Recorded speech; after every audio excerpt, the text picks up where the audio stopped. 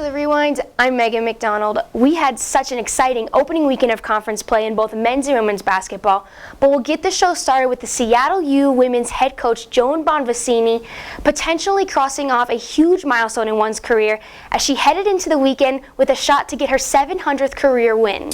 She entered the weekend with 698 wins, with the first test being UMKC. Got that win? Check. Next up, Chicago State. The Cougars led by 5 halfway through the third quarter, 37-32, but the Redhawks regained the lead heading into the fourth quarter. Chicago State tied it up at 42, and then Seattle U went off with a 17-0 run and got the W 59-45. And Joan Bonvicini, she did it. She is only the 17th coach in D1 to win 700 games. Congrats again to Coach Bonvicini on such a wonderful accomplishment. But there was a lot of action in the opening weekend of WAC play, so let's take you down to Phoenix as Grand Canyon hosted New Mexico State on the men's side in front of a record-setting crowd. Joshua Braun getting points in the paint. He posted his second double-double of the season, 23 points and 11 boards. Then Grandi Glaze with that steal passed DeAndre Davis in transition, driving right to the hoop, and Grand Canyon picks up its first ever victory over the Aggies. Take a look at the current standings after week 1 of conference play. Grand Canyon at the top, going 2-0 on the week. CSU Bakersfield, also undefeated in WAC play, takes second, with New Mexico State splitting the weekend, but still 9-8 takes third place. UMKC and Seattle U tied for fourth at 7-9, and Utah Valley, Chicago State, and UTRGV go 6-7-8. Heading right on over to the women's side, former WAC champ and first in the current WAC standings, heading into the weekend, New Mexico State took on Utah Valley. Let's take you right out to those highlights. Tamara Williams driving to the hoop, puts it up, no good. Brianna Freeman keeps the possession alive, gets the offensive board.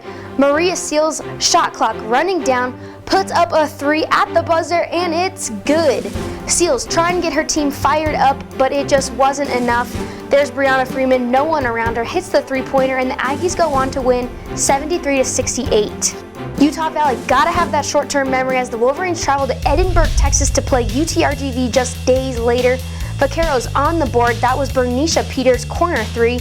And then Shantae Goff, another three-pointer, and the Vaqueros win 61-48 and go 2-0 on the week. Moving right along, UMKC at CSU Bakersfield, Kelsey Barrett to Taylor Leathers, jumper, good. Cedra Coleman sends it up to Aries Washington with that one.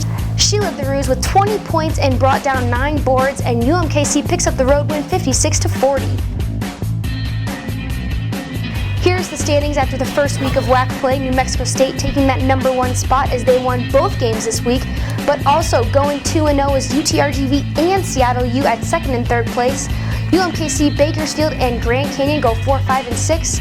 Utah Valley is 7th with a record of 7-10, and Chicago State rounds it out in 8th place. With all that action over the weekend, someone was bound to stand out. Let's take a look at Players of the Week.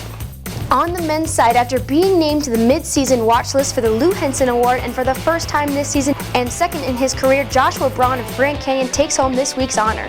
The sophomore guard averaged 21.5 points and 7.5 rebounds as he led the Lopes to a 2-0 record on the week. On the women's side, this week's Player of the Week goes to UTRGV's Bernicia Peters.